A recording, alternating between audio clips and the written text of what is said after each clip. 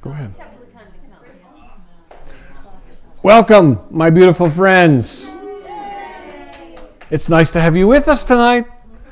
We're going to go deeper into lesson number 1 of A Way of Mastery, the way that calls you home. For those of you who were here last week, we listened to Jeshua's direct channeling. It was pretty powerful, wasn't it? Is that the first time? Hold your hand up. Is that the first time you had heard Jeshua channeled? Well, you rest assured that somewhere deep in your being, he is making a place in your mind just in the anticipation that you will make welcome for him. But nonetheless, we're going to go deeply into lesson number 1 tonight. What we want to do typically when we get these things is we get so excited about it. We're reading it like a novel. It's like, oh my gosh, we got to know what's next. We got to know what's next. This feels so good. This is so exciting. And we oftentimes miss the deeper message. Jeshua picks his words with absolute precision. They're like multi-dimensional holographic guiders, pointers. So you can read it on the surface and they can read deeper and deeper and deeper and deeper and deeper. And I'm going to attempt to illuminate for you tonight some of that depth. Not all of it. You take as much of it as you can. Let your mind be open. All we're really talking about is ideas, and ideas are nothing to be scared of.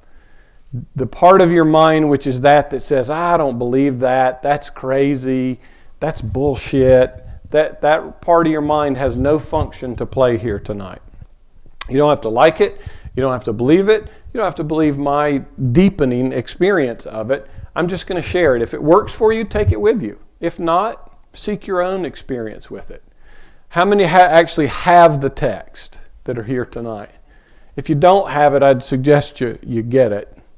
But nonetheless, we're going to get started with the Lord's Prayer in Aramaic. One of the other things that Jeshua did through this pathway and through the channel JM is he returned all of his original teachings to their original intention. You know, after Jesus' crucifixion, don't think they killed him and left all his teachings. They went on a rampage to get rid of all the teachings. So what remains in the Bible, if you will, or in the Gospel of Thomas, it's the tip of the iceberg. Any of you are Course in Miracles students or Course in Love students or anything else, these are significantly deeper teachings. And of course, they're being really, really direct. But they were all returned to his original intention. The Aramaic Lord's Prayer has been reinterpreted, retranslated, if you will, in English properly by Jeshua himself. And we'll do that here one night, where we'll take the King James Version and we'll take Jeshua's intention in the prayer and we'll see how incredibly different they are. Same things happened with this Beatitudes and, you know, the deeper kind of mystical teachings, which we'll get at in the Way of Transformation, which are kind of at the end of this series. But we'll start tonight with the Aramaic Lord's Prayer. And this is kind of spelled up here phonetically, so you're welcome to, imagine that little bouncing ball when we were kids and follow along. Avun, Deboshmaya, Nite Kadash Shema, Tete Malkuda, Neve Sidinach, Akina Deboshmaya Oparaha. Haulan Lachman Zunkanan Yaumana Boshwoklan Halpin Akna Dapanan Shwakin Il Hayabin Ula Talan Il Nision El Pasan Membisha Mathad Lachim El Kuda Uhaila Utish Bokta La Alam Amen. Amen. I don't know for anybody else, but this thing is so beautiful energetically. I can feel every syllable just, a wave of energy through the body. So you guys, that prayer is on YouTube, that JM, same voice here. That's where I got it. You're welcome to, download it or listen to it at home. You'd be amazed. It's actually more helpful that you don't know what it means. And you're just getting the pure energetic frequency of it. So, with that, are you ready? Marion's going to stand in for me tonight for Cindy. Cindy's down at the beach visiting, and she's watching. Hi, honey. Everybody say hi to Cindy. Hi, Cindy.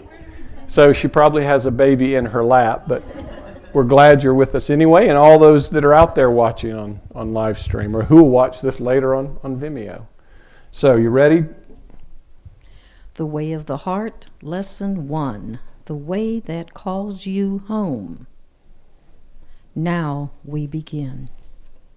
And indeed, once again, greetings unto you, beloved and holy friends. I come forth in this hour, yet again, to abide with you where you believe yourself to be. For in truth, if it were not for the fact that you are choosing to turn your attention to the world of physicality through the vehicle of the body, our communication would not require the device of what you might call channeling, nor the devices of the technologies of this world in which to record and capture spoken words that are themselves but reflections of what the words would point your mind toward. You will learn that in this series, every time Jeshua begins a channeling, now we begin. And there's extraordinary wisdom in that. It took me a while to get it, but when I got it, he's saying that time is not what we think it is. The past has passed away. It has no bearing on this moment, and we stand pure and innocent in this moment to choose the experience that we're going to have, irrespective of anything that ever happened in the past or anything that could ever happen in the future. It's always now. And that's the only time we can ever choose. It's the only time we ever have any power whatsoever. But he makes a couple other beautiful points here. He comes forth to abide us where we believe we are. And he says yet again, you'll find through this pathway that you'll get to appreciate his humor, because he will come and has come and has come and has come and will come as many times as it takes to turn your attention wholly back to where we belong, where we are, and share our minds together as one. But right off the bat, he's saying you could not be having this experience if it were not your sovereign choice. The ego would have us believe that we are a byproduct of two bodies that rolled around in a bed or the back seat of a Chevy or on a church pew on a Saturday night, wherever it was, and that we are a victim of this. That may be true for the physical body, but you are not in any way that physical body. So for all of us who have carried this idea that somehow this is wrong and shouldn't be happening, it could not be happening to you were it not your choice. No one is forced to incarnate. We do it all of our own choice. So all of us, and a lot of this New Age stuff about ascension and like getting out of here, well, good luck, because if you're resisting it, it's going to take a whole lot longer. That's the slow bus to get out of here. But he's also indicating that this technique of seeming as though he is other and outside and has to communicate through one body who has awakened is also an illusion and unnecessary.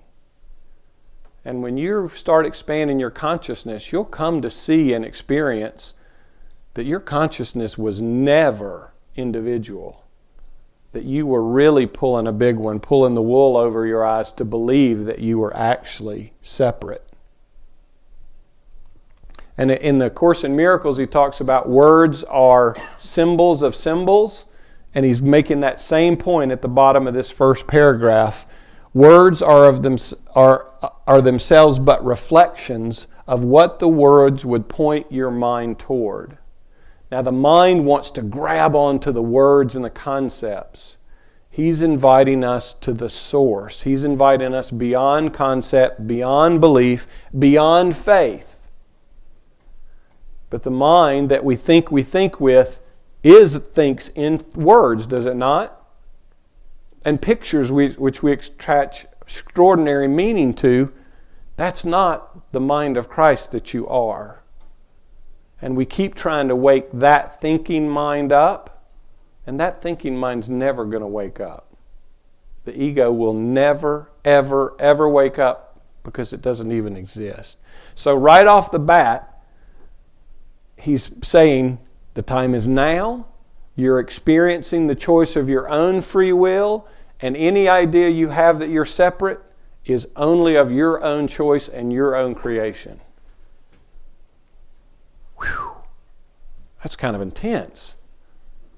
I mean, this is really in what we hear in much spirituality, and he's going to get to that later on about this pathway. You ready to go to the next one? So we'll go to paragraph 2. You need the mic. I do. Thank you.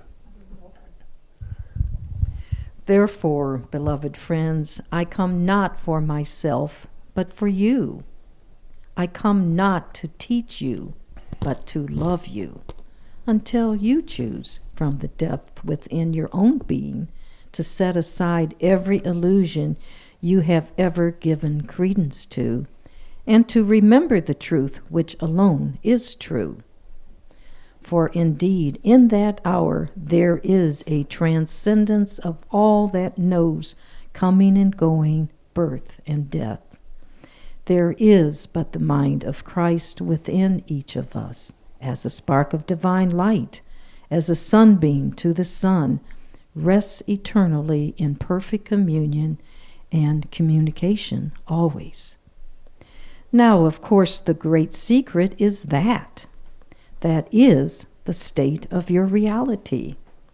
That in each and every moment you abide in perfect communion with the whole of creation, since all things are but temporary modifications of the one fundamental energy which I have chosen to call the Christ mind, the offspring of the Father.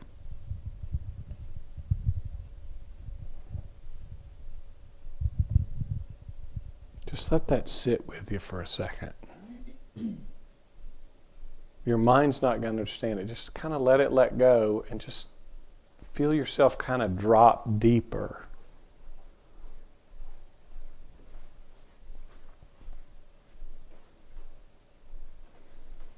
He comes not to teach us, but to love us. Because we can't be taught. In our reality, we are already all that is. We can't be taught that. It's only in our self-created, self-perceived illusion of ourself as a body-mind do we perceive ourselves as separate and in need of learning. And for those of you who were here last week at the dialogue where I talked about the clean slate, that's a trap. That's a trap the mind sets, because any of us who are students, even spirituality, the mind never is satisfied that it has learned enough. It's like a hungry, empty ghost. It will keep seeking and seeking and seeking and seeking until you recognize, oh my gosh, the seeking is the illusion. The seeking is the energy of the body-mind, which first has to deny what he says in here is perfect communion and communication.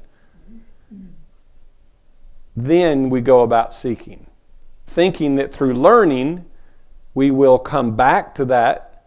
It's actually through unlearning what we've convinced ourselves we are that we return to that. This is a particularly pointed one for Course in Miracles students who have been decades-long students of the Course, convinced that more study will arrive at the desired conclusion, when it's actually unlearning that will arrive at it, forgetting everything that we think is true, including the concepts contained within A Course in Miracles. This is so good stuff. So it says, there is but the Christ mind within each of us, a spark of divine light.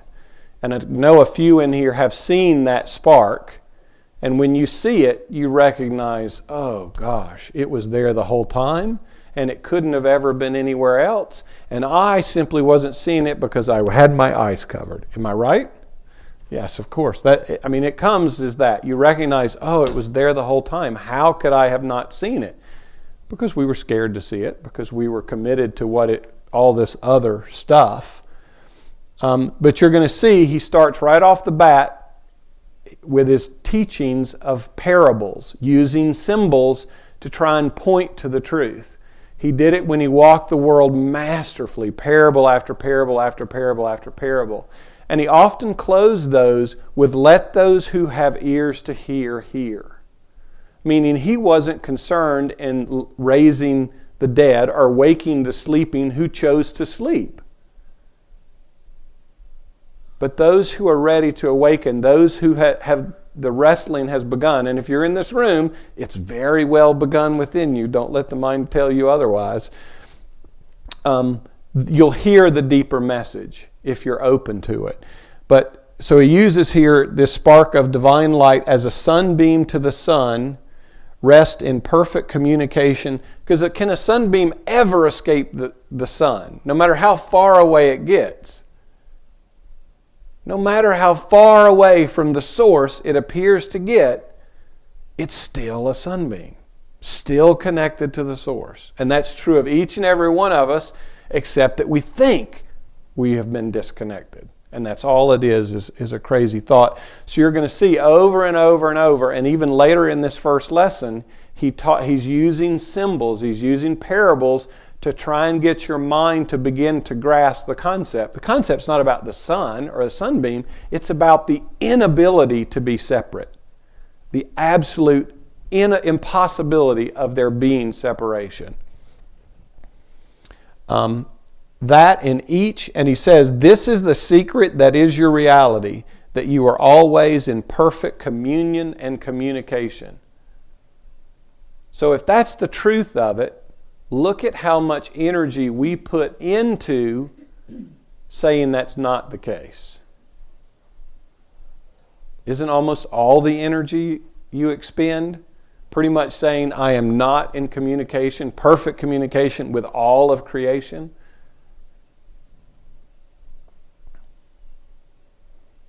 In each and every moment you abide in perfect communion with the whole of creation. And when you experience that, you'll know, oh, well, sure, it always was. It couldn't be. I couldn't, even in my illusion of thinking I couldn't actually cast myself all the way outside of all that is. But we can really, really pull the wool over our eyes and think that we have.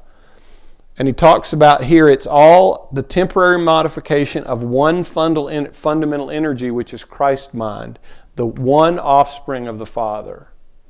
So this pure, limitless, infinite mind, source of consciousness, if you will, that God created, within that creation, we can take that energy, that empty mind, and you could just think of it as a projector. We can run any film through it we could ever imagine.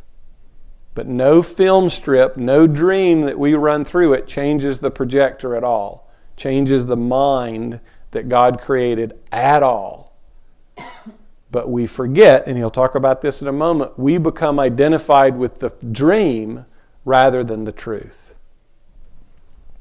So you ready to move on? And so, beloved friends, I come to where you choose to be.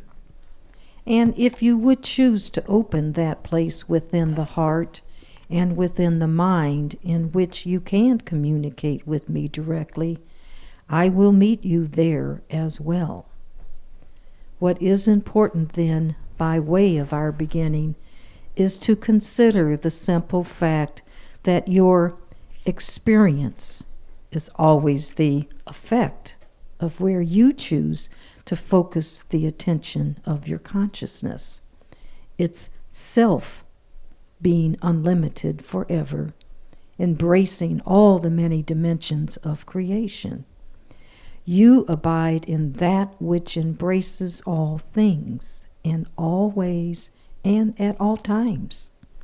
And in truth, you do not know separation, birth or death, gain or loss.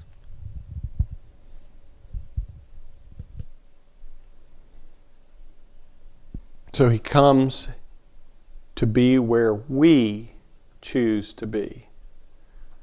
So we all have lots and lots of ideas that we're in all kinds of situations that we don't choose to be in. You're going to have to bring all of those up and be willing to choose again. But he goes on to offer what any good teacher would right off the bat in the first lesson, in the third paragraph. I will communicate with you directly. If you want to get to a destination that you're not sure where it is, isn't it wise to go with a guide? Someone who knows the way, who's been there? But boy, sometimes we get deep in our egoic pride and no, I want to do this. I want to do it my way. I have to find the way. Man, when he made that offer to me, I threw my hands up. I said, you bet, I'm all in. Where would you take me? And then, of course, 2 minutes later, I had forgotten that I was all in and I'd run off by myself. Some of you have heard this story many times where I finally, in my mind, tied a rope around his waist and around my waist, which was, a symbol of my commitment that enough trying to do this on my own. I will only take his leadership. I will only take his guidance. But he's extending himself to each and every one of you, saying, if you will open that place in your heart and your mind, he will come. And he will abide with you. That's the only place he can abide with you. It's the only place you can abide with him, because it is in the Christ mind. There's no more important thing you could do on any spiritual path is cultivate guidance. Otherwise, this is what he talked about, the blind leading the blind. If you're using your own intellect and your own faculties, you're leading yourself around in the dark. And you will in circle around circle around circle around circle. And I know many people here have been on the spiritual buffet and touched lots of different spiritualities. If you authentically want to wake up, any of the spiritualities will do it. I'm not saying any of them are bad. But stick with one and find the guide within your being that can take you home on that path. Jesus makes it clear this is just but one of many, many paths.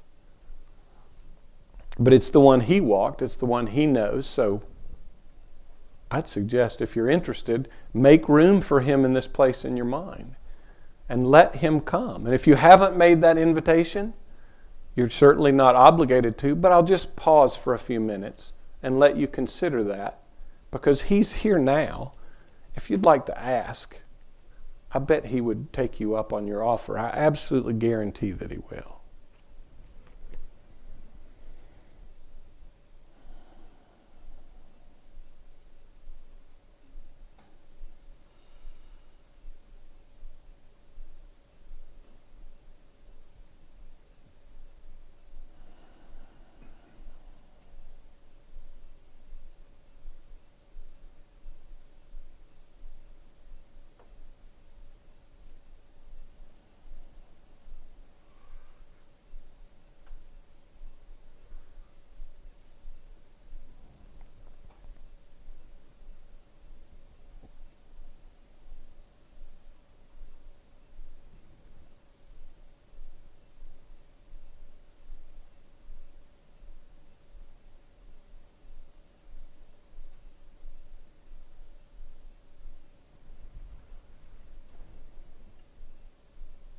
So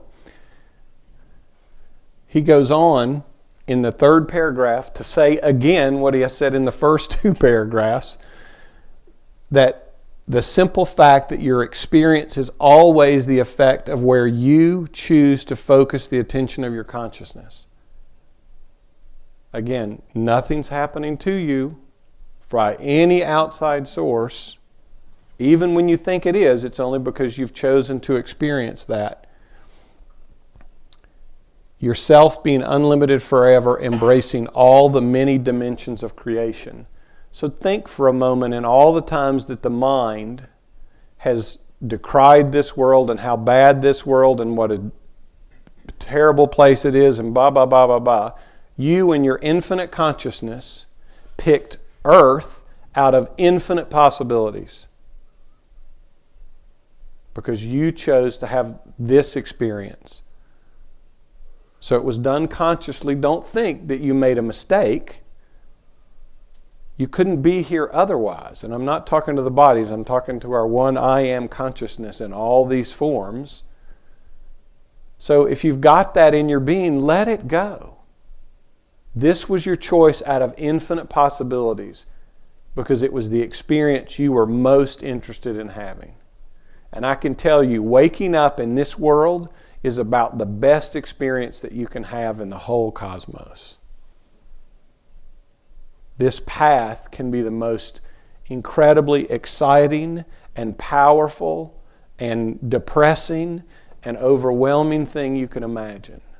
But it will be absolutely full of experience. You cannot get away from it. And in truth, you do not know separation, birth and death, gain or loss. That gain or loss kind of pissed me off the first time I saw that. I was like, okay, I can deal with no loss, but I want gain. I mean, come on. But he's saying we don't, in truth, know loss or gain. I mean, when you're all that is, it kind of makes sense, right? How could you be more than all that is? And, of course, how could you be less than all that is? But, of course, that's not what we think we are. We do believe we know separation. We can look around this room and think we're separate from all the other bodies. And birth and death, how many of us here wouldn't have thought, at least at one point, I was born and I am going to die? Well, the body may have been born and the body may appear to die, but you are eternal and never will. So, again, he's poking at the places where the ego says, no, reality is birth and death. Reality is loss and gain. Reality is separation. And he's right off the bat saying, in truth, you do not know any of these. So when we look deep within our consciousness, or even on the surface of our consciousness, a paragraph like that makes you think, shit, I'm way off the mark, because this is not what my experience is at all. But that's what this pathway is for, is to bring you to this direct experience.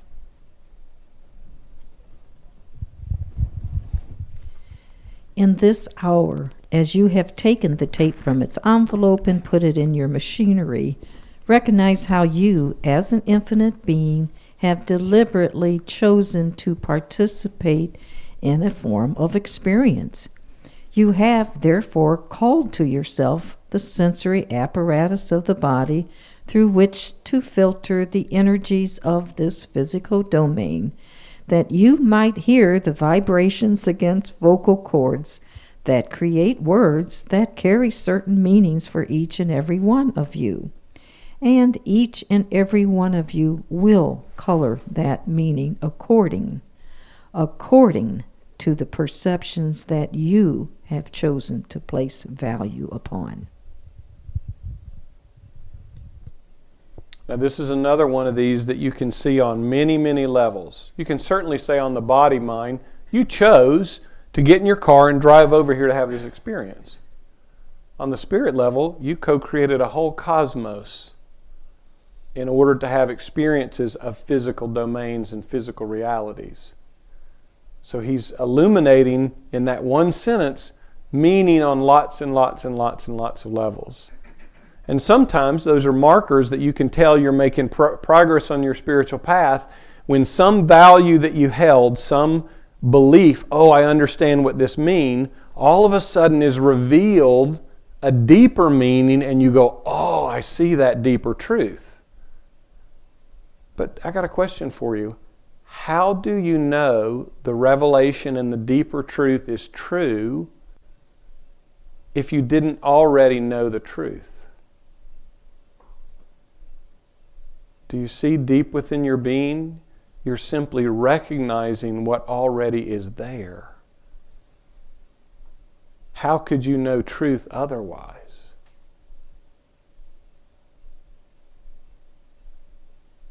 If it wasn't already fully known, as he described it earlier, within your being.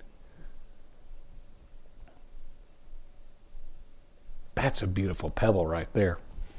So, what else do we have here? Oh, he's saying whenever he repeats himself, and he doesn't do it all that often, but when he does, he's making a point in repeating himself. Everyone will color that meaning according to the perceptions that you have chosen to place upon them. Every one of you will walk out of this room with a distinctly individual and different experience of what tonight was, depending on where your level of consciousness is, whether you value being right, that the world is what it is, or whether you value awakening. But what he's saying is, even now, you in your full infinite being are creating the experience of what you're perceiving here. What level of that infinite truth you choose to put your stake at and say, this is what I believe. And all of you are right. Don't let anyone ever tell you you're wrong. Because you know what? That's all you're willing to see at that time. If someone else sees something else, if I illuminate it a little deeper and you go, that looks kind of attractive. Well, you're welcome to come on to that level of understanding. But you can only understand where you're at. Don't judge yourself for it. Don't condemn yourself for it. And let everybody else off the hook. Everybody's doing the best they can with what they have, what they've placed value upon. So if you place extraordinarily value upon the body, you're going to interpret all this in ways that, well, how can I as a body use this information to get more for the body? Because the body, that's what we think. We think we're in this state of lack and we need to survive and we need wisdom and we need all this stuff in order to make us more successful in the world. If you're listening to this from spirit, it will further release you from the identification of the body. But each and every one of you are making those choices for yourself, and they're all perfect. You're choosing them out of your infinite being. Who am I or anyone else? You're God's. Who's there to say you're wrong? And next time you want to tell someone they're wrong, you might think, that's God over there, choosing to play, I don't know, I'm God. When they want to wake up, they'll wake up. They'll find themselves here, or they'll find themselves to another teacher, and they'll wake up. So what we come to learn as we move deeper on our path is all these things that we valued. There's a whole section in the Course in Miracles, about 20 lessons, where he talks about valuing. I loosed the world for all I thought it was. Many of those things, trying to get us to let go of the body-mind's grip on valuing this is the reality. And if this doesn't go well, all hell's broken loose, that kind of thing. Well, I'll tell you, look outside, all hell has broken loose. But that's okay. That's what we chose to experience. It's not that, it was a bad thing. People think this whole dream of separation was Jesus calls it a tiny mad idea. Well, in infinite possibilities, how many tiny mad ideas do you think we're experiencing across infinite dimensions? So you chose it. The brochure from heaven for this place looked really great. And you said, I'm going on vacation. So because you can't have an experience like this in oneness. You can't. It's like you're a billionaire. That guy can't have an experience of being homeless unless he goes and gets a shot of amnesia and then finds himself homeless. He can have an authentic experience of it. Does it change his wealth? No. But then he can have an authentic experience. And that's what we're doing here, by the power of our divinity and by the power of our choice. Does this mean that some are ahead and some behind? Oh, sure. Thank you. If it only seems that way, in reality, each of you is equal. Each of you choosing from your infinite freedom to attract to yourself certain vibrational frequencies, if you will, certain forms of qualities of experience. That freedom is what you abide in always, from before the foundations of this world and long after this world ceases to be.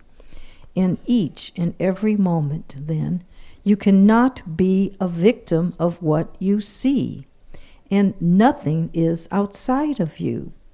What you experience, you have directly and deliberately called to yourself.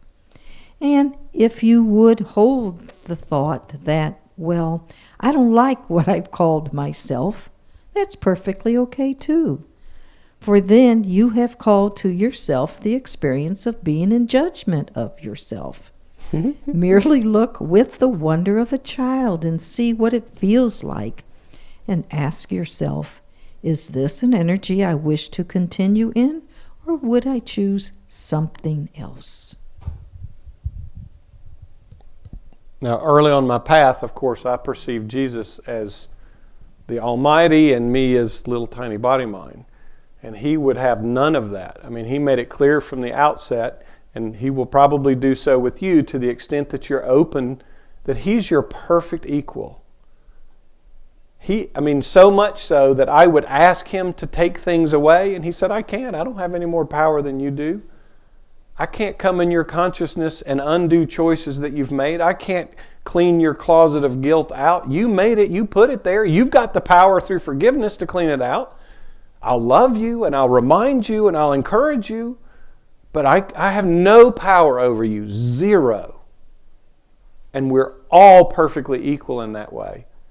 And I've seen projection, and projection doesn't just happen with guilt and fear where we project it out. I've seen people sit in this room and project enlightenment on me. The ego just throws everything outside of itself that it doesn't want. Doesn't want guilt, and it doesn't want enlightenment either. Because in enlightenment, it doesn't exist. So just know that dynamic is going on all the time. And the more you become aware of it, and then you have the power to choose again. You can't choose again when you're unaware. You're just asleep. You're unconscious. You're just running a habituated pattern. So he is your perfect equal. Now this would be absolutely blasphemous in almost every church and synagogue on this planet. Because this is what the ego wanted to know. The Son of God showed up and incarnated through Jesus when he awoke, experienced enlightenment. It's done so with me. It's doing so with many of you in this room as we speak. But the ego wanted it to be, it was just one body. It can't be everyone. It's just one. And that guy is dead and the rest of you are screwed. The rest of you were born in sin and you're going to die that way. Of course it would have to do that. I mean, even though it did sneak into the Bible, ye too are gods, and these things I have done and more you too shall do. Yeah, the Father and I are one. I mean, when you say that, it's true. It's not just true for him. So all ideas of inequality, it is only our egoic consciousness that could ever compare. Our oneness, our Christ mind, doesn't even have a concept of comparing. So any comparison, any within your being is only an egoic consciousness solely trying to bifurcate, to separate. That what it's deciding or what it's separating from or what it's saying is better or worse. And haven't you experienced that in your own consciousness? You're either better than someone or worse. How many times you walk down the street? I'm just like that person. I'm absolutely equal with that person. I'm equally pretty. I'm equally whatever. It hardly ever happens in your consciousness. Because the ego wants to keep you as far away from perfect and the same as possible. So just look and know, that's a trick of the ego. Only the ego would be doing that, and that's just part of its game to keep us separate. And we created it. We created it in order to have this experience. How could we have otherwise? I mean, when you wake up out of it, you can't pick and choose. You can't say, I know more and I'm more advanced. Or it just goes completely away. The whole separation gets comically ridiculous. Anyway, so again, he's saying you choose from your infinite freedom to attract certain vibrational frequencies. What are we in the 5th paragraph? Has he not said this in every paragraph? You are choosing the experiences that you're having. And on one level, we can appreciate, I choose what I'm picking off of a menu. Are you ready to go how deeply to I'm choosing to physically incarnate in this experience from my limitless divinity. Because on one level, you have only the power of choice on a menu. On the ultimate level, you have the power of all creation to move mountains or to raise the dead. That freedom is what you abide in always. This is the thing that I just love. We couldn't even be having the experience of separation were we not already and always in our freedom and choosing to do so. We couldn't even be separate if we weren't, perceive ourselves as separate if we weren't using the full faculty of our divinity to deceive ourselves. I mean, this is why it's the cosmic joke. This is why, Buddha laughed so much, and you see the picture of laughing Jesus back there, and why I like to wear my clown's nose, because that's what it is. And we can't get away from it. You can never not be in choice. Even if you say, I'm not going to choose, isn't that a choice? Even when we try and throw our power away, if you give it to someone else, your spouse, if you give your happiness to whether they're smiling or not, you've used your power to give it away. You can equally take that power to give it back and choose again. What you experience, you have directly and deliberately called to yourself. How many of us believe that?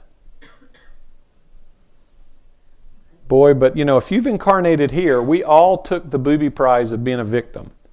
We all picked that card to have to play the victim role. So that time when someone hit you or did something horrific, but we have a hard time really wanting to say, I chose this. I and I alone. And I am grateful to my brother for loving me enough to say, if you want to play this game, I'll play it with you. Oh, wow. I mean, this is kind of turning the whole world upside down, is it not? And then he says, sure, if you want to say, I don't like what you're welcome to judge yourself. He says, go ahead. You're just creating yet another experience.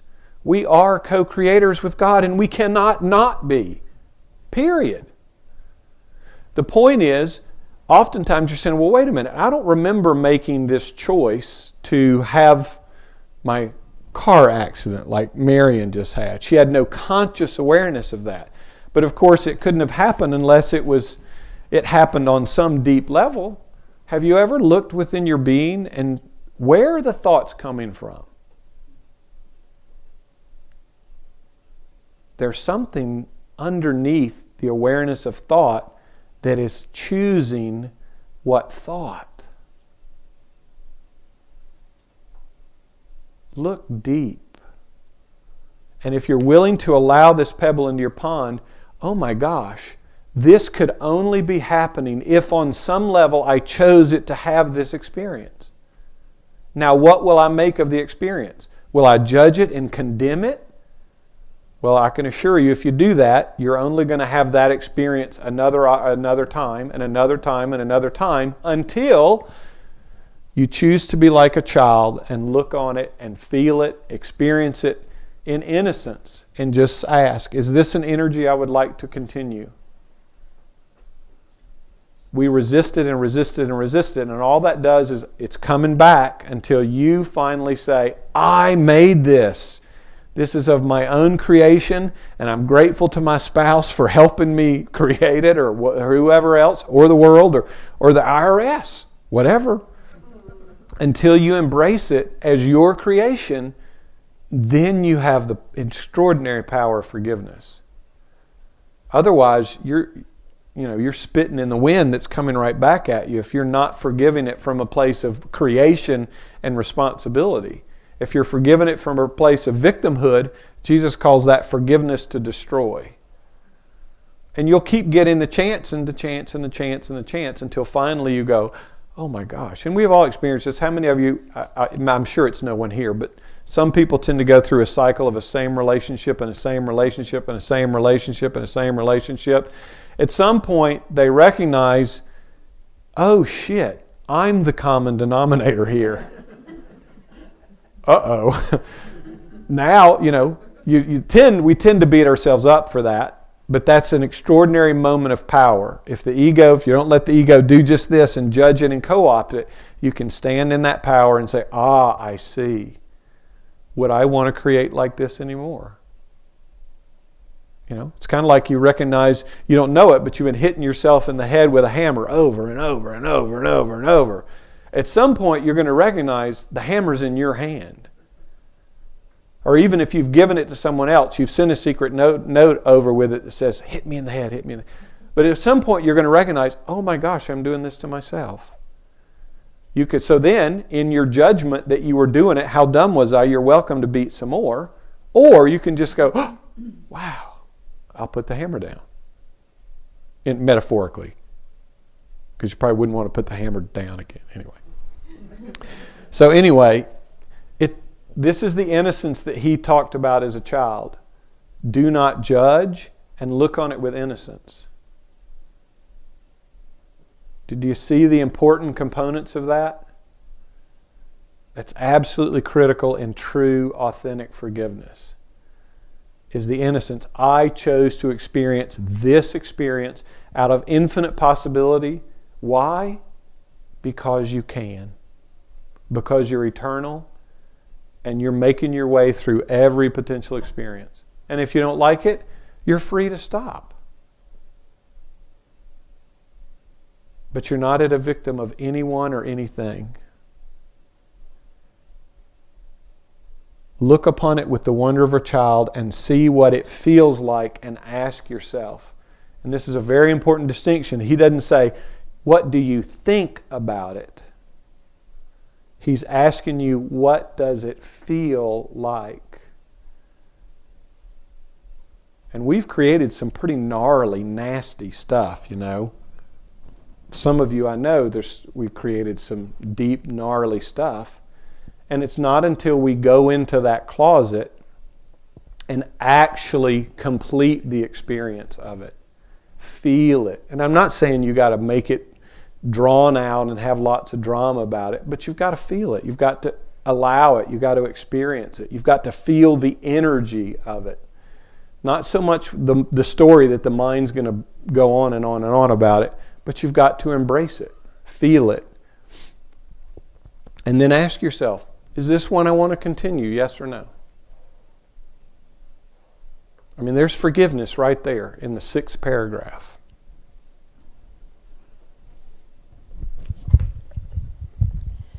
For ultimately, when all possible choices when in the dream of separation have been made, have been tasted, have been felt, have been known, and finally there emerges the still, quiet voice of spirit that speaks through the soul, and we'll come back to that, whispering of the truth and the one reality, the one love, the one peace, and the one blessed that is continual. I might have misspelled that. Bliss that is continual. Yeah, I'm gonna have to see. Cindy's out of town. I had to type all this stuff up myself. For ultimately, let me do that paragraph. Sure. Okay, thanks. When all possible choices, when the dream of separation have been made, when they've all been tasted, all been felt, have been known, and finally there emerges a still, quiet voice. If you're in this room, you're finished. You don't have to do it anymore. That still, small voice has brought you this close to love, to tell you, you've all mastered it. You've all got the Academy Awards. You've made your way through time and space, and you've tasted every bit of it. You can let it all go. You can let it all go. That voice has started to still within you. The Course in Miracles doesn't show up in somebody's life, or an event like this, or, spiritual things just don't start showing up in your life until the soul has said, okay, we've done time and space, okay? We've done the 3rd dimension. Let's wake up out of this. And many of you that are on a spiritual path have things that keep helping you keep showing up. This work around One Who Wakes is one of those examples. These pathways are other examples. I mean, of all the billions of people on this planet, there's a tiny percentage of people who have any idea that this pathway home exists. So recognize within your being that choice has been made. You recognize on some level, beam me up, Scotty. I've kind of done the time and space thing. So all the ideas that you've got extraordinary stuff to do or it's going to take a really long time, all that's just remnants of the egoic dream that you can continue to believe if you wish and take as much time as you wish, because that's really the only power we have is the power of denial, because we can't deny the truth. So that voice will start to stir and start to speak of oneness. And many of you speak of oneness very regularly. That's your own soul. That's the Christ mind within you desperately attempting to completely fill your being. Now what happens, it's kind of like we had all our egoic stuff down and the Spirit starts to kind of fill us from the bottom. So what happens, it's like cream, but it's not nice. The ego stuff starts to come up into our awareness and we're like, oh my gosh. And the heaviest, deepest, darkest stuff tended to be on the bottom. So, that stuff is coming up and out, giving you the opportunity of forgiveness, which was the previous paragraph, to say, is this an energy I would keep? And if you keep them, it's okay, but you're just probably going to find yourself back here until you feel them, embrace them, recognize them as your own creations, and let them go. And the bliss is continual. You can choose to stay in it or you can choose to not. But at that point, you're making the choice to say, I've had enough bliss. I'm going to go play with anger for a few minutes.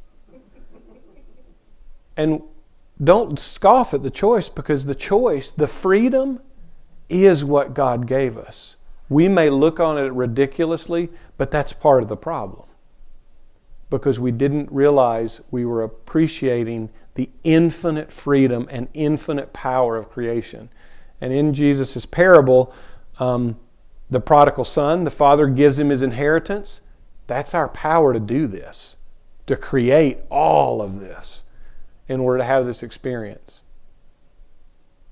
All of it. So rejoice at the fact that we could pull this off.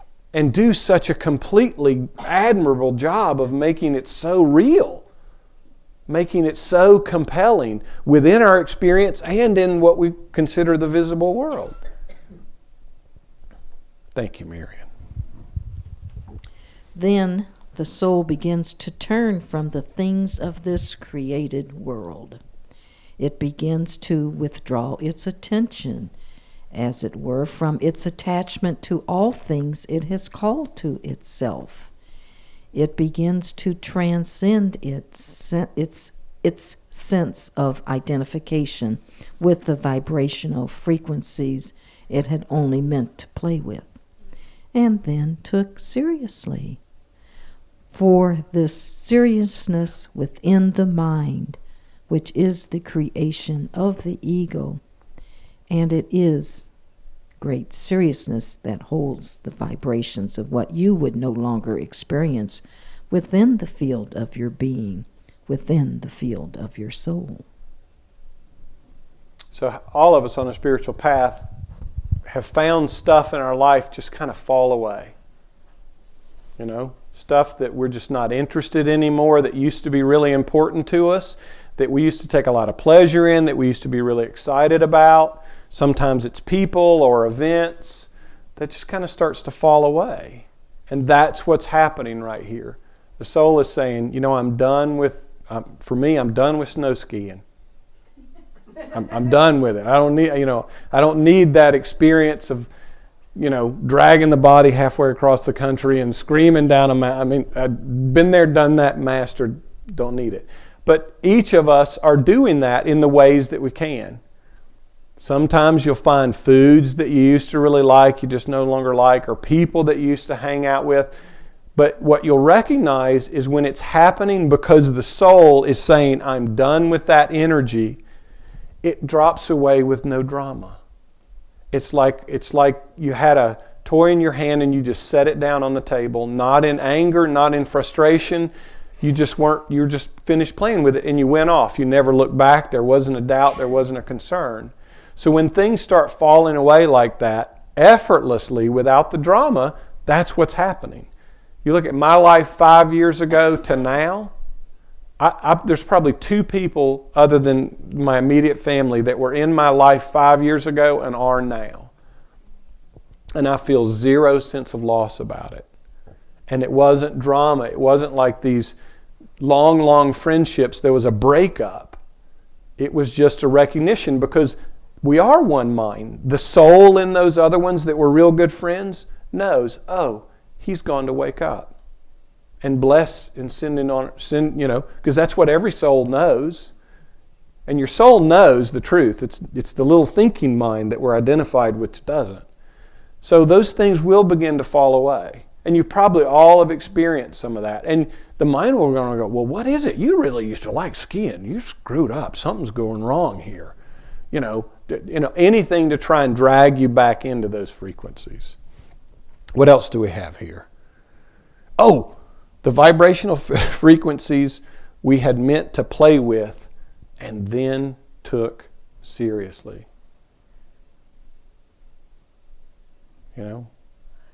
It's like checkers. It starts nice and then it gets competitive. It's supposed to just be fun, and then before you know it, you're I gotta beat you kind of thing. So that's what happened. It was all designed to be play and effortless and fun of our infinite ability to create, but we just took it too seriously. And this is the teaching behind this. When Jesus gave me this nose, told me to wear it, for the seriousness in the mind is which is the creation of the ego. And he said, every time you would want to take your nose off because it's serious, there's the edge of your fear. Look there. Look there, because you're not willing to say, oh, it's no big deal. It's not serious. Cancer, whoo. Whatever it is, when we're ready to move into seriousness, it's only the ego that's going to take the dream, the play, and go, oh, this is really, really serious. Of course, because it needs it to be, or the illusion would just disappear. It'll disappear within your consciousness. So that's the energy behind the nose, and there are plenty of them in the bowl. You guys are welcome to take some with you. But when you're really, we all have those times where I'm ready to play, and now I have to put play down because it's serious. I got to go to the bank. I got to meet with my attorney. So-and-so just cut me off. Whenever we want to say it's serious, it's not play, we've identified incorrectly. And in that moment is the opportunity to do the innocence that he said, look upon it as your own creation and bless it. And we start with just ours. We start with just our story, but then we end up blessing the whole thing. And we're so infinitely grateful that our Creator has created all and given this unimaginable power. And each and every being, even in their deepest deception, is using the full faculty of their power. And you just want to go, wow, look at that. I mean, they are taking it really seriously. Really, really seriously.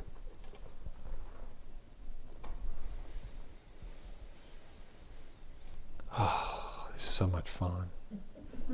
Okay, let's move on. Next one. Indeed, beloved friends, I come forth to meet you wherever you are. Whoops, hold on a minute. I'm way off. Are we on a different one? And as you.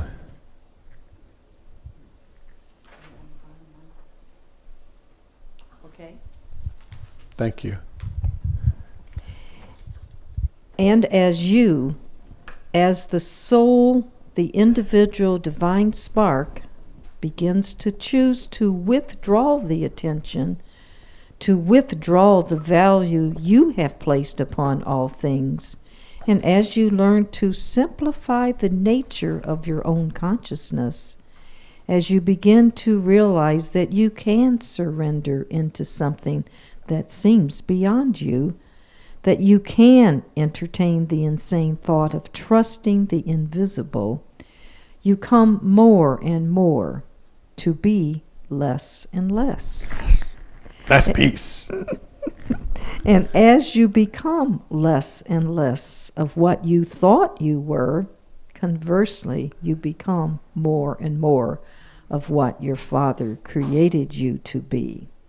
The thought of perfect love in form.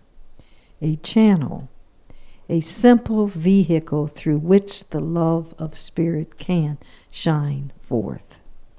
And your only task becomes the cleaning of your windows, the polishing of your floors, the weeding of your garden, so that the light can pour forth unimpeded. Wow. And this is only the first of 36 lessons. Whoa, how cool is this? It really is like that. As you become empty, something not of you comes to fill you. This is the whole symbol behind empty your cup, let it overflow. You become this channel. How am I doing? I'm polishing my windows and keeping my garden clean so that love can flow unimpeded with ever greater power and ever greater clarity and ever greater love. But the ego is so fearful when it thinks of becoming less and less and less. It thinks it's losing all that it is. And that scares us to death. Ultimately, it does result in the death of that which thinks it's losing. But it's only the thought of the idea that was an illusion to begin with. Because you gain everything. Everything. Everything. Did we go past the slide already that there's nothing outside of you? I might have missed that. That's so important. It's easy for us to read the words. Was it there? But I want to illuminate it a little bit more. There is nothing outside of you. We hear the words and the mind will nod in approval. There's nothing outside of you. We did read that. Yeah. What in the world is he trying to say there? There's nothing outside of you. That's what he's trying to say. That's right. But what is the experience of that? What is that really saying? Never be satisfied with the mind's answer to a concept. Always pursue the experience. What would it be like to experience that there's nothing outside of me? It's like me telling you about this really great restaurant and telling you, oh, just believe me. And I'm saying, no, don't believe me. Go to the restaurant and have the meal yourself. Have the experience that there is nothing outside of you. And when you do, you'll go, oh, wow, that's not quite what I was expecting. So let those things drop in there. The mind will just read past that because the egoic mind knows, oh shit, if they get that, I'm done. But it's really, really important.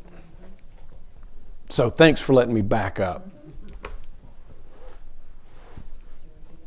Yes, please. No longer will you find the need to defend perceptions you had identified with in error. And you will indeed know when you have come to that state of awakening, for you will be able to look upon all created things that you have ever experienced, all reactions that you have ever held within the mind, all perceptions, all judgments, all desires that you have ever held for anyone or anything. And as they arise in your mind, they will not disturb your peace. And you will smile. And you will see that within your consciousness has arisen a saintlyhood and all devilishness. You have been both the saint and the sinner, and your happiness and your unhappiness have been merely an effective, I think it should be effect, where you would choose to place your attention. All right, so first let me ask for a nice typing assistant to help me with these. You will no longer need to defend perceptions that you had identified when error.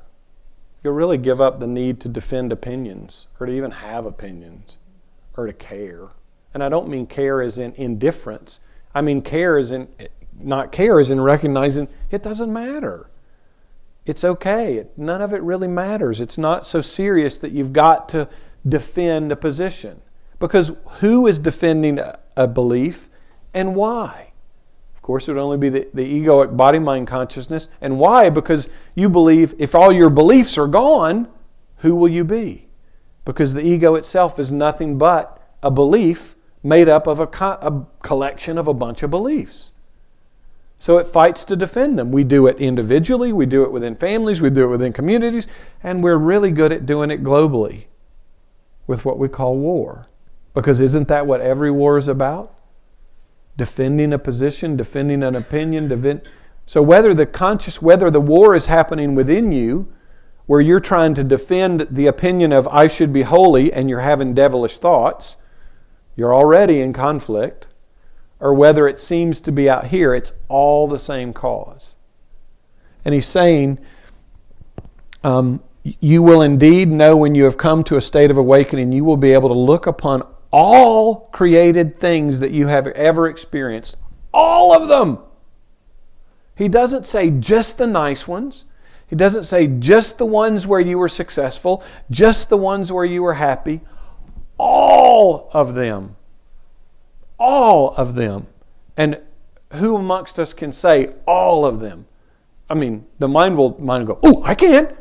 But that's just a thought. I mean, really, look deep within. Don't fall for that trick, because the mind will throw up the correct thought and you'll go, oh, and you'll believe it, when deep down that's not the case. So look deeply. Don't deceive yourself. All reactions you've ever held within the mind, all perceptions. I mean, your ideas of good and bad, right and wrong, happy and sad, they're all perceptions.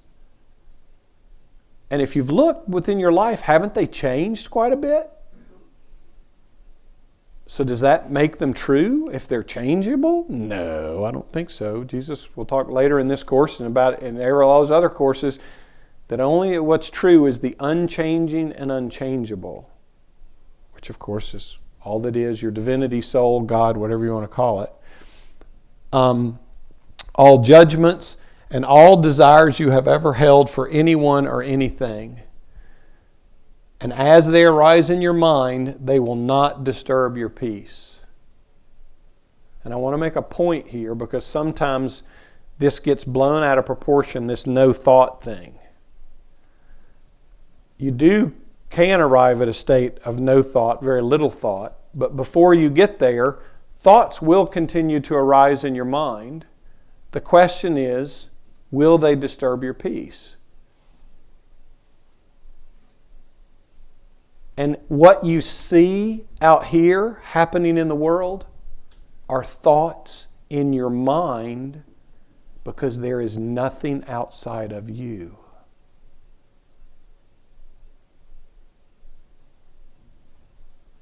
Because in our attempt to stay separate, we'll say, my mind, I have peace in my mind, but the world's still fucked up.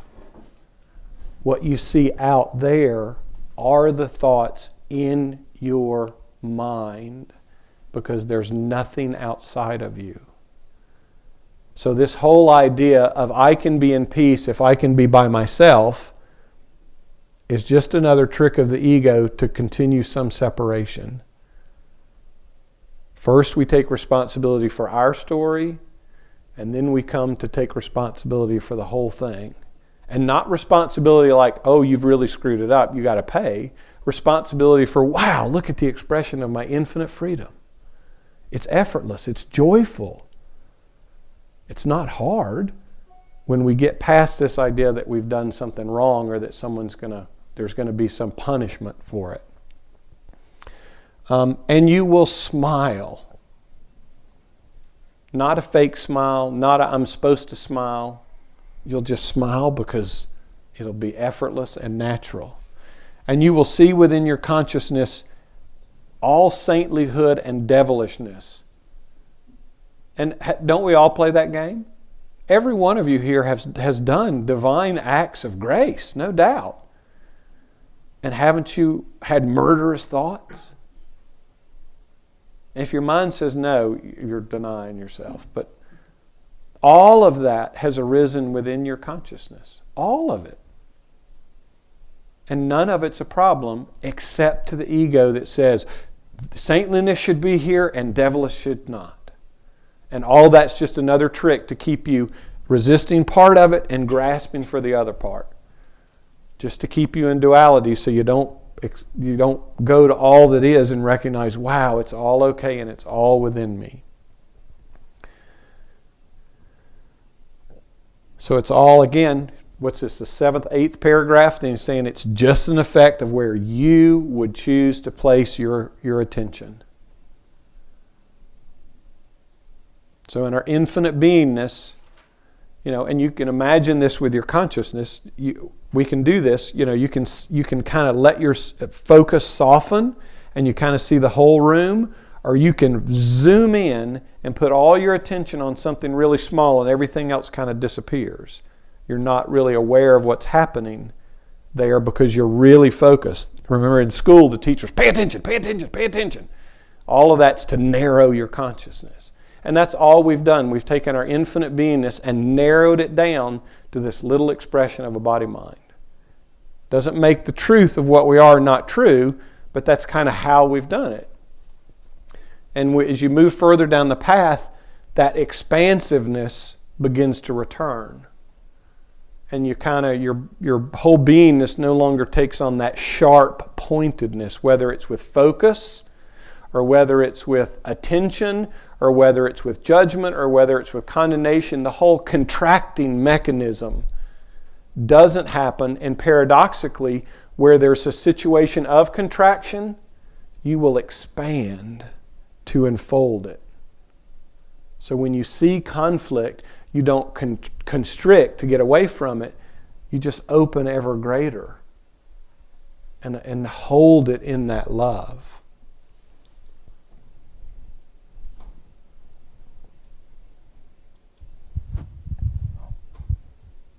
Did you want to change? Yes, I did.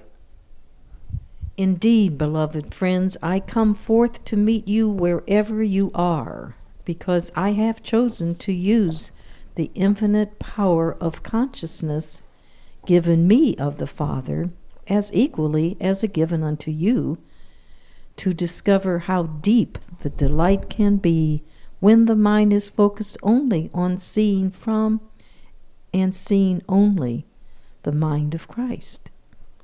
I have therefore called to myself all multitude of experiences, even when I walked upon your beloved earth, as a man in order to challenge myself, in order to test myself, in order to condition myself, to rise above, to transcend all possible experiences that could distract me from the remembrance of who I am. Whew. And this is just the first lesson. I mean, this is deep stuff. Paragraph 11. I come forth to meet you wherever you are. And think not that love, through Yeshua, through Jesus, through God, is not going to each and every being experiencing the dream of separation, regardless of what dimension or plane or experience they might be having, and saying, I am with you always, and whispering in that being's ear, whether it be a physical ear or a non-physical one, and saying, awaken. And he again is saying he's using the choice of his infinite power of consciousness. Choice! Given him of the Father, and again, he's saying, as equally as it's given to you, He's not making himself any different or any wiser or anything else. He's just mastered a choice where we haven't or appear to have not. And how deeply the delight when the mind is focused only on seeing from and seeing only the mind of Christ. When we no longer look through the body's eyes, which can only see other bodies. When we look from the mind of Christ, Christ's vision, and we see Christ. When we know the sole actor behind the bodysuit script reading ego, there's great joy in that. There's great, great joy in that. And of course, he spends a lot of time in the Course in Miracles on asking us to invite Christ's vision. God's vision, or God is the love in which I will see. God's love that sees only one, that sees only freedom, that sees only peace, that is the light in which you will see. So he's offering you that same opportunity. He's saying all he did was choose to use the power of his infinite consciousness to do that. And you have the same infinite consciousness given by the same Father. He's saying you can choose it too. Don't make him special. You can choose it too. And he called to himself all multitude of experience when he walked upon our beloved earth, to challenge himself, to test himself, and to condition himself.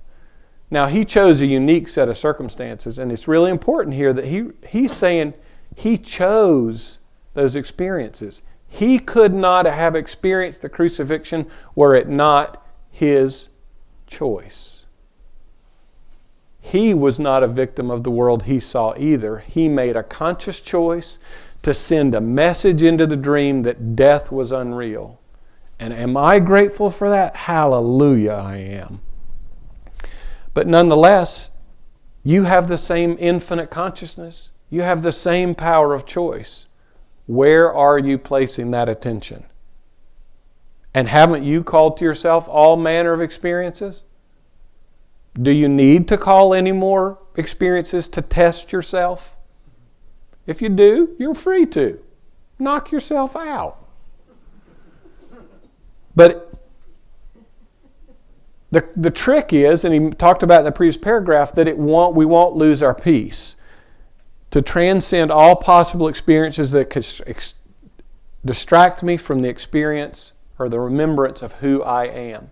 Boy, we love to walk around, I am that I am. I and the Father are one. And the bills show up, it's like, fuck! If a bill can change your mind from the reality of who you are as an eternal being, you got some forgiveness opportunities there.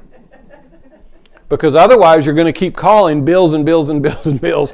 You know what I'm saying? So the point is, come to peace and let go and recognize all those places where you're still valuing and you're still attached to it. You have the infinite power just as you used and to create the attachment and to value them and to create fear about them. You have the same infinite power of consciousness to choose again and to no longer value them and no longer give them that power over you and to rest in the Christ mind. To see from and see only the Christ mind. Okay, here we go. You could say, by the way, that my crucifixion was simply the climax of my own direct choice to be challenged by the events of space and time, so that I could cultivate within myself the ability to see from and to see only the perfect purity of the mind of Christ. When I read that, I said, Jeshua, I had a whole different meaning behind climax than the crucifixion. But that was his choice, and we are all deeply, deeply grateful because it's been proven already. It's been done for us. We need not prove it again. We need not call to ourselves all manner of persecution. We need not call to ourselves all manner of suffering. He did it for us. because it's just one mind. That experience has been had by all of us.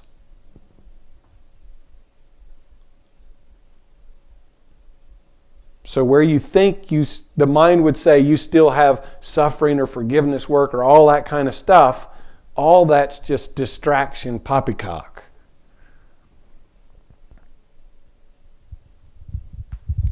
The point I'm seeking to make with you is that in each and every moment, what you are experiencing in the realm of your emotions and mind, and the effects to a latter degree within the body, are there because you, from your infinite freedom, have simply selected that experience, that energy, to focus your attention on so that you can see what the effects are.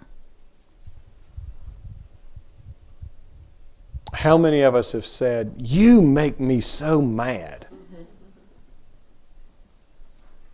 We do that kind of thing or "you make me so happy," or "you make me this," or "you make me that." No one can make you anything. Period. Period, period, period, period. Each and every moment you are experiencing within the emotions, the mind, and the body. And he says to a latter degree, because the body is an effect of what happens within the mind. You bombard your body with negative thoughts about how unattractive you are, how this or how that. Well, what do you think the body has to reflect back to you? Disease, judgment, non-health, because that's what you're doing to it.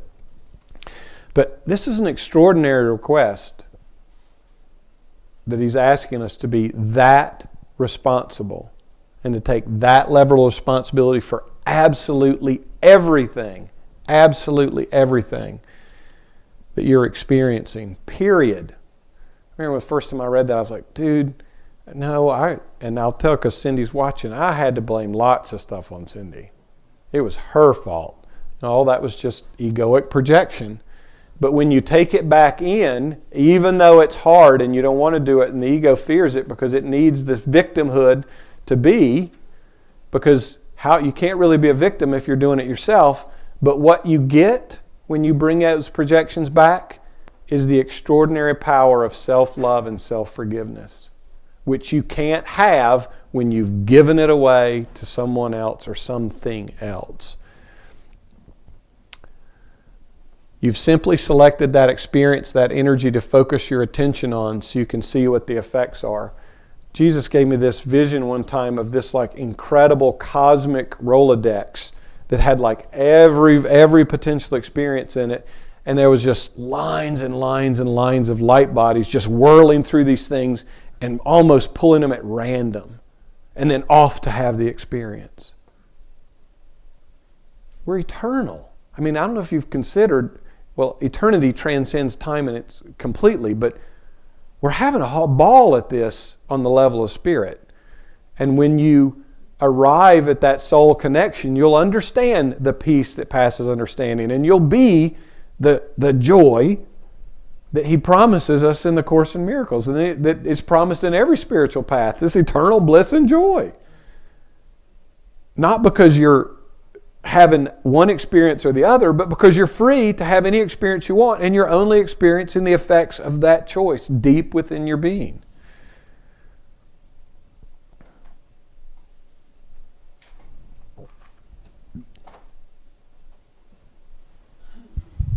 The insanity does not come from having chosen to see something other than the mind of Christ.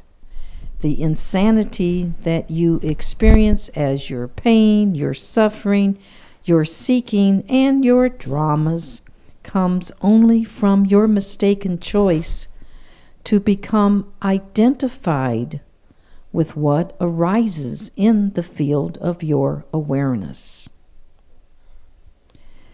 You, therefore, lose the sight of innocence. I was way off there. Wow, lose sight. I tried to use speech recognition. It didn't work so well. Cindy, come home. You, therefore, lose the sight of innocence. For all events are perfectly neutral, and you are free to see them any way you want. Yeah, so I need to pick a new energy on spelling. I have mastered poor spelling. So he's saying the insanity doesn't come from having chosen to have the experience. That's an expression of our infinite freedom. The insanity comes in becoming so identified with it that we forgot the truth of who we are. That's the insanity. That's the insanity. And it comes from your mistaken choice to become identified. So, how do you correct that mistaken choice? Choose once again. You haven't lost the ability to choose. You never have. Can anyone or anything ever take away your ability to choose? IRS. They can take away your money, they can take away your house, but they can never take away the power of your choice. Even if you're quadriplegic or your civil rights are taken away and you're in prison, do you not still have the power of choice? Where will I place my attention? What will I choose to think about? What will I choose to feel? In the introduction to Course in Miracles, Jesus says, what is real cannot be threatened. What is unreal doesn't exist. That ability to choose is about as real as you can get, and it can never be threatened. Even when you give it away, you're exercising that power to choose. But we become identified with what arises in the field of our awareness, and there is symbol after symbol after symbol after symbol that is trying to express this. You're the sky, not the clouds moving through the sky. You're the ocean, not the waves arising on the ocean. What's that? The sunbeam. You're the sunbeam. I mean, they're in every spiritual path. They're all over the place. And all it's trying to do is tell you that. You have a field of awareness, and you have become identified with what's in the awareness rather than the pure awareness itself. You've become identified with the thoughts, the experiences, the images, rather than an infinite, limitless mind. Infinite consciousness given you of the Creator.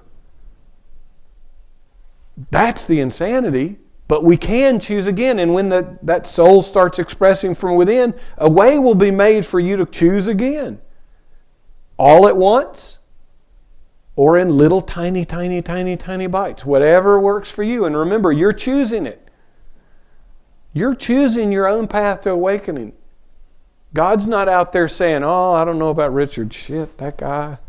Not today. We are the only ones that are choosing that. All that we have power of is delay because we have no power over the truth.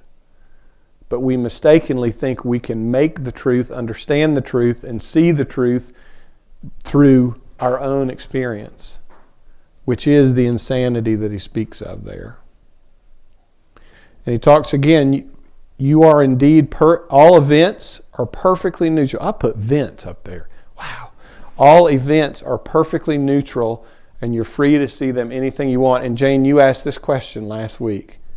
I thought, just our perceptions were neutral. But he said, all events are neutral. Everything is neutral. And each of us are free to put whatever meaning on it we want. Look at any election.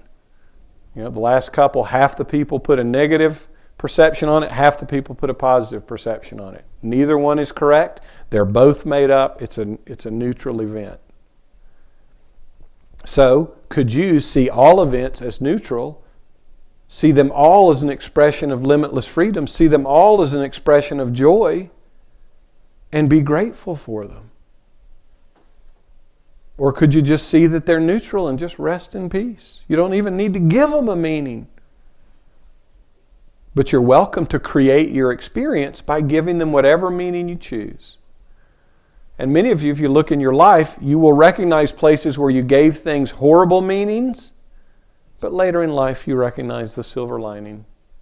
You go, oh, that was a blessing in disguise. I didn't even know it. I didn't realize it. So what if you went into every moment and every experience and every breath with that blessing?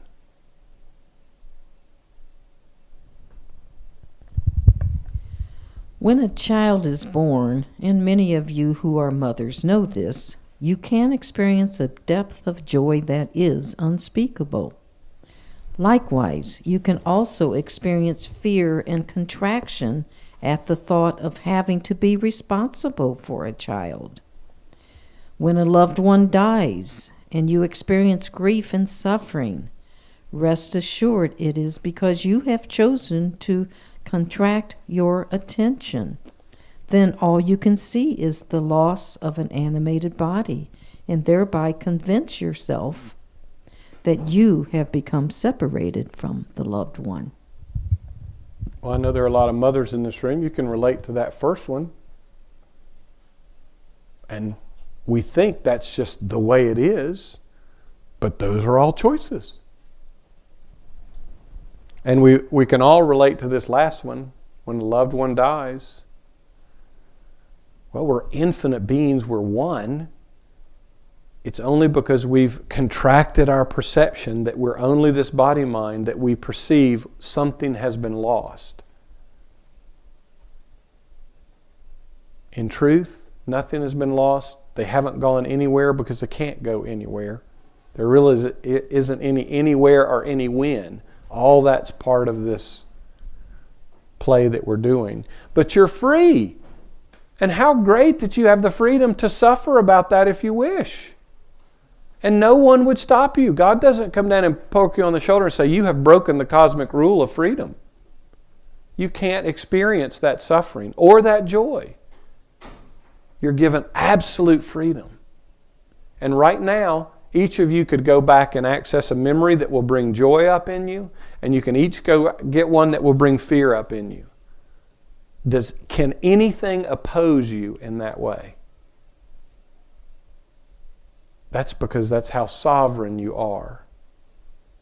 Nothing can oppose the choice that the child of God makes, unless you've chosen to give the power away to whatever else. And I'm not talking about manifesting bodies that are Superman-like stuff.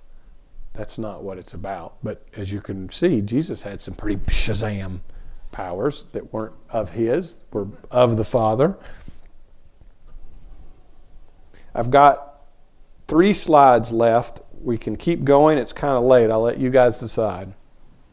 Wrap it up and we'll pick up next week. Can I get a show of hands? I mean, you guys, this is all about choice. You got to make one here. Keep going. Keep going. Okay. I speak from experience that separation is an illusion. When death occurs in your plane, in that very moment, you still have the power to choose to recognize that something has changed and to shift your attention to a different faculty that the body could never possibly contain. One in which you perceive and hear and communicate with that spark of divine light, the soul that seems to have given up the idea of trying to keep a physical form animated. This is imperative. In fact, it is the very first step of the way of the heart. The first step in awakening is to allow into the mind this axiom of truth.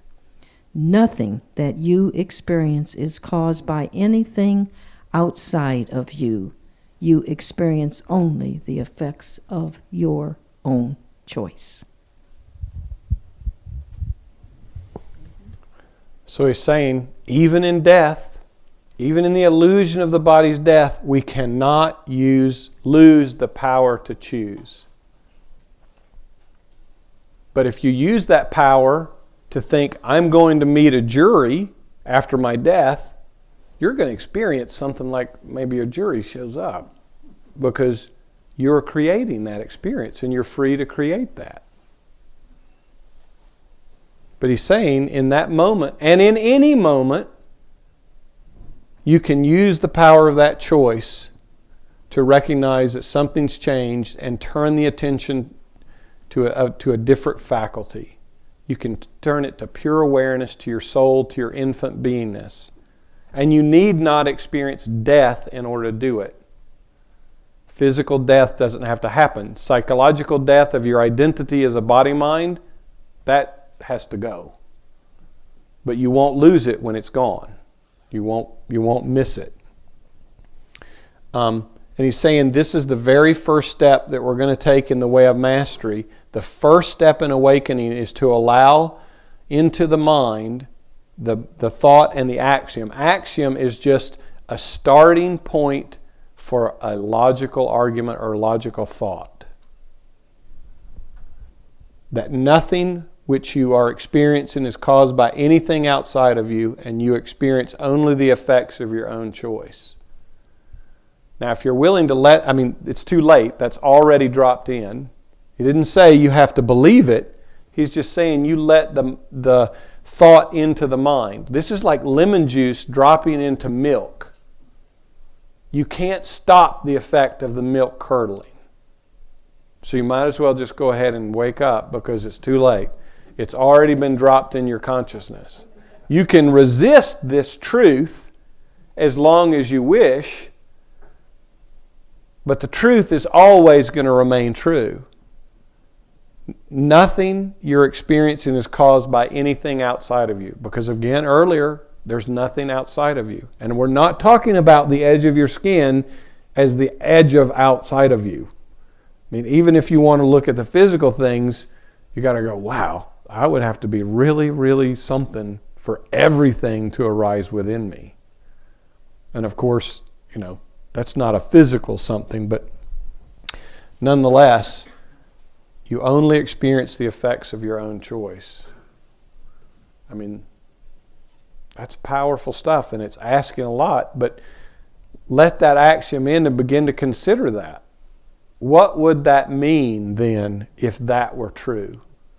What would have to change in my experience? What would I no longer experience?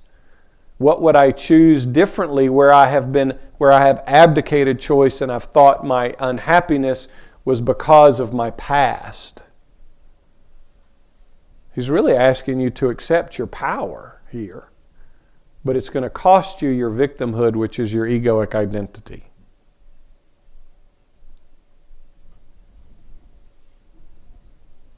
Sorry. It's a starting point for a logical argument. So he's just saying, take that and say, if that were true, what would that mean? Where would this eventually have to lead to? Freedom. You bet. I and the Father are one. Because God created the Son in His image. Do you think God's imprisoned or limited in any way? Just saying. Just dropping another little pebble in. If you want to really contemplate this and give your own awakening a quantum leap, look at all the things within your consciousness that stand absolutely in contradiction to this. Because something tells me it won't take long for you to consider what I've thought and what I've believed and how I've been a victim. What if this is true? I don't think this whole body-mind thing is going to stand very attractive for you for a really long time. But if it does, play. Put your nose on and run around in tears and anger and drama, but do it in joy. Do it in play, because that's what's really, really happening. So that axiom, that one axiom right there, if you just followed it to the extent that your consciousness can draw logical conclusions, it's pointing to a very, very powerful place that is not at all related to the experience that we appear to be having as body minds. So we've got one slide left for tonight. For you see, during this coming year, we will be building month by month on what I am choosing now to call the way of the heart. It is the way unknown to the world. It is the way unknown to many that would call themselves spiritual teachers, For it is not a way of resting on or becoming independent on magical means. It is rather that pathway which cultivates within you the decision to turn your attention upon your own mind, upon your own behavior, upon what is true and real for you, moment to moment, to study it, to consider it, to feel it, to breathe the light of spirit through it, and to constantly retrain the mind so that it assumes complete responsibility in each moment. This is a way unknown to the world. And almost every being that came along, like Jesus and many others who came to know of this and know of the strength and the power of it, threatened the world so much that they were put to death or they were burned at the stake or any number of things. But he makes a point there of other spiritual teachers, people who say, oh, this meditation modality, this healing something or other, this, that, that's talking about magical means, that you can arrive at peace or at God by taking some medicine or who knows what. There are hundreds of these kind of things out there that people just rush to because they would much rather think I can find salvation in, sitting like a statue rather than doing what he's suggesting here, because the mind in anything wants to seek outside of itself rather than turn its attention on itself. In the Gospel of Thomas, the very first thing Jesus says is, when you look within, you will be deeply disturbed. But stay there. Then you will be amazed and astonished, and then you will rule over the universe. That's a pretty big promise. But you're going to see some nasty stuff when you turn within. And all that resistance wants to keep you searching out here for it. Oh, I'll go find, the Course in Miracles, that's too whatever, I'll throw that aside. And looking for magical means, that's what he's talking about. Looking for salvation everywhere except where it can be found, which is right at the source, in your own mind. Now, he manifested extraordinary power, not of his own, but of the Creator, of the source of that infinite consciousness expressing through him.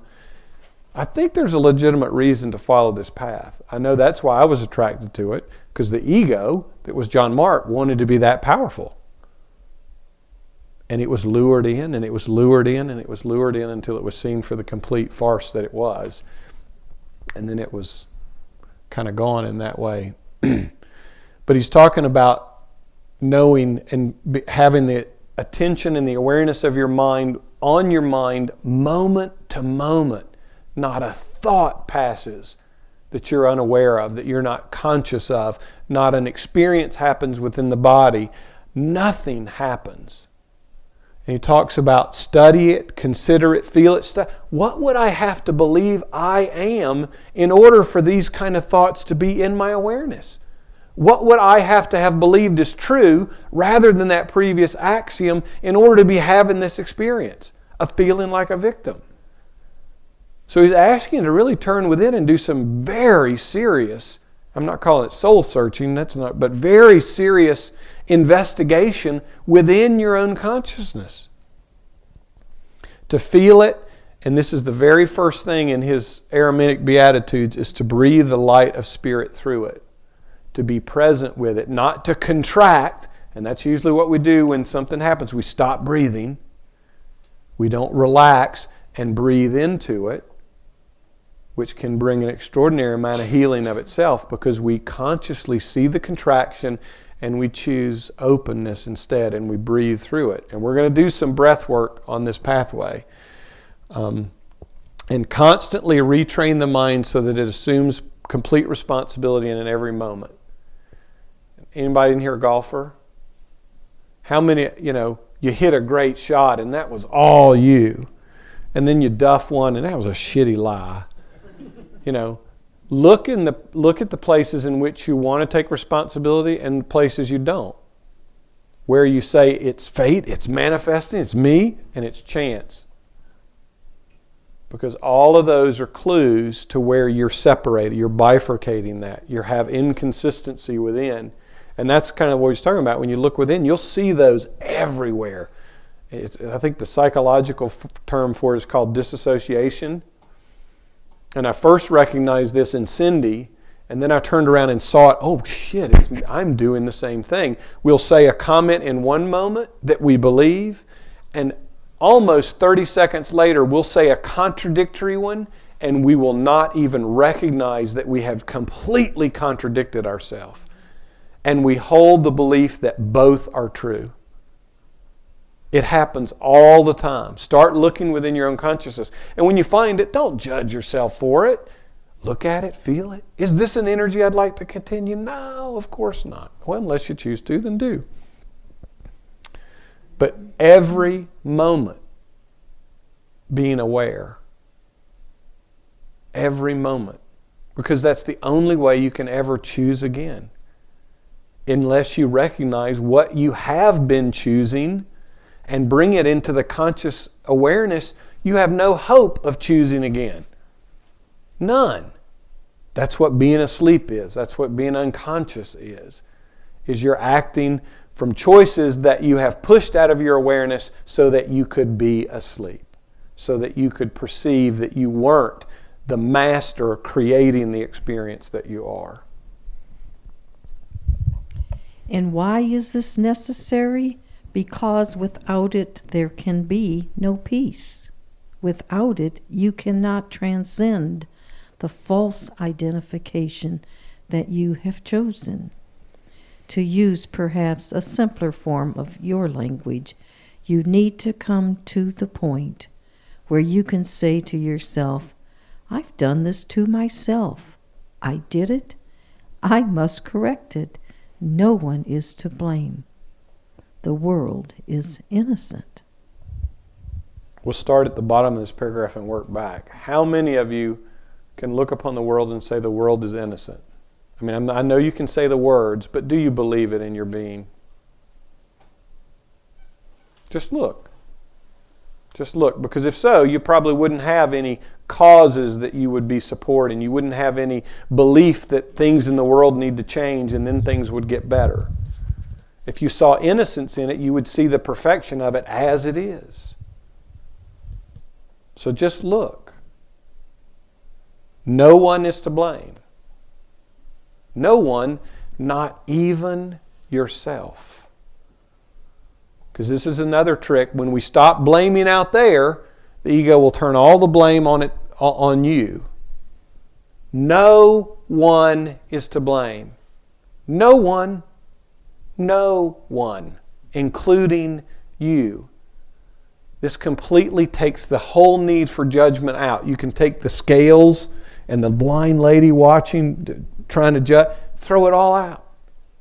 If the world is innocent and no one is to blame, including me, but you can see if that's what you believed, and I don't mean believe, if that was you, couldn't you be in the world and not of it? Would you not be at peace?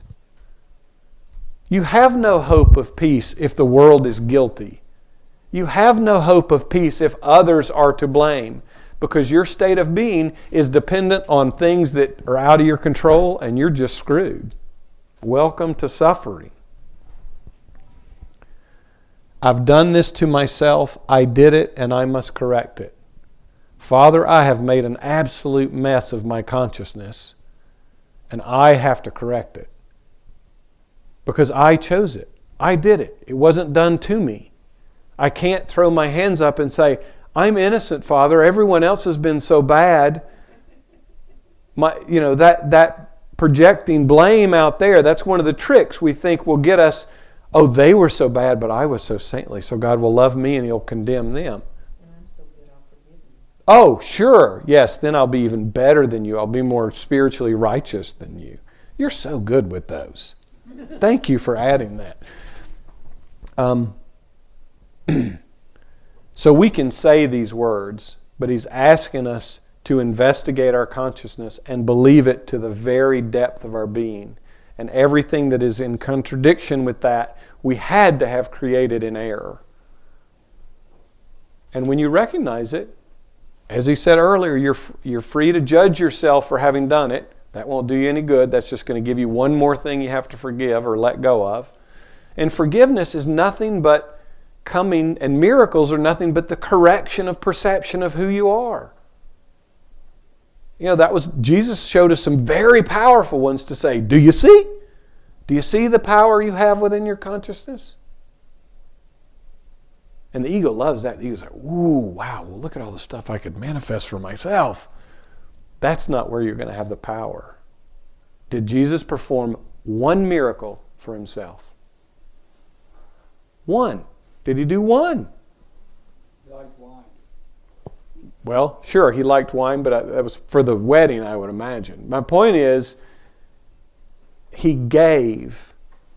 The miracles were extensions, not for one body, mind, self. Anyway,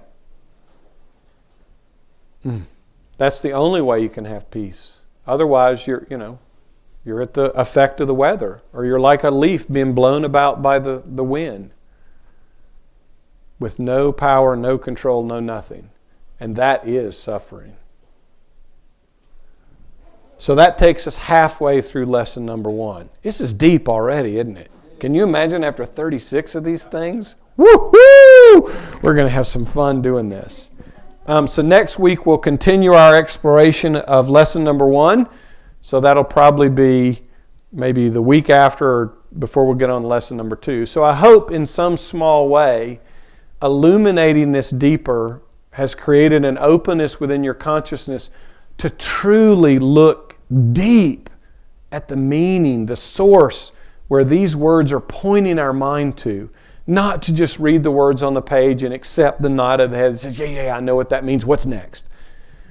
But to really stop and pause and to do what he's suggesting. And don't take the mind's affirmation, I know. For those of you who were here for the dialogue last week, when you say, I know, with a little I, you're really casting God outside and saying, I know better. Because this pathway will take you from I know to I don't know to I don't know what I don't know. Because finally in the last one, you release the I that thinks it can know anything. The first two is saying, I know. The second one's saying, I know that I don't know. Still giving credence to the body mind as the identity. It's the third one in which there's absolute and complete surrender into the truth. And it's only in that surrender into the truth that truth can show up. You know, many people say, well, gosh, I go to this oneness group and people start sharing experiences, and I can feel people like, I'm not having that experience. Why don't I have any experiences? Well, it's because the mind is closed. They've already put a box up and said, this is what the truth is. They're having an experience exactly of what they've decided the truth is. When you start to open your mind, then truth can inform you. When your pond starts to thaw out, where you've frozen it solid, and actual pebbles like this can drop in and make their way deep inside your being, you'll start to have experiences that will show you a different truth. You'll have whatever experiences you need to open your mind up. So I encourage you deeper and deeper and deeper still. And a trick for you, there is no end to the depth. We're eternal, and we will never get our head, our experience around God. So make a joy out of your deepening experience in peace. This can seem like an extraordinary amount of work to be conscious of what you're thinking and experiencing and feeling all the time and being responsible for it. I mean, it'll feel like a burden at first. It becomes the actual joy of the experience of your being. So I invite you deeper. I'm happy to share to the extent that my divine ignorance can illuminate to this stage. I'm happy to do it. But don't think I'm not always emptying, making sure the cup is empty, polishing the floors and polishing the windows in my own consciousness so that the limitless love of God can inform me. Because I didn't come to this stuff by just breezing through it. I worked deep, and I made that place in my mind that He's offered to each of you. Because you know what? I wouldn't have even known where to look. It was only because I allowed Him to show me what was true that I didn't know. Because if you don't know, how will you ever know unless someone, something that does know can show you? And the ironic thing is when you're shown, it's like we talked about earlier, it's a remembrance. Oh, it's so exciting. So thank you for coming and being part of this pathway. It is the deepest of Yeshua's teachings. Any questions or comments tonight? Gordon will be around with the mic.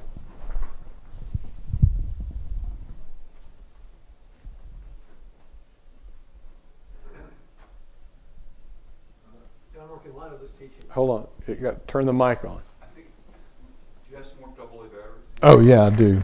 Is it dead? Must be. Lou, Okay. no, it's working, huh? In light of this teaching, what is the relationship between the soul and the inner divine? They're the same thing. Okay. In light of this teaching, what is the relationship between infinite consciousness and the divine? They're the same. Okay. In the end, it's all the same. Right. We're just using a lot of different words. Yeah, well, we use them, and he made light of that, I think, in the first or second paragraph. They're symbols of symbols. Don't get attached to the symbol. They're all pointing to a mystery that the mind with which you think with will never understand and never comprehend. The quicker you come to the joy of that, rather than the damn frustration that I got to know exactly how it is, the greater your peace and joy and happiness will be. But thank you for the question. Joy? Hold on. Don't talk yet. I need you to repeat something, please, about forgiveness from a place of victimhood. Okay? It was such an unusual concept for me that I didn't quite get it, but I knew I had to get it. Can you repeat that? Absolutely. It is very, very important. I would suggest to you to read the Song of Prayer after I answer your question. It's a little pamphlet that Jesus channeled after A Course in Miracles because there was so much confusion about what A Course in Miracles was trying to say that he channeled this pamphlet which described forgiveness, healing. What was the third thing?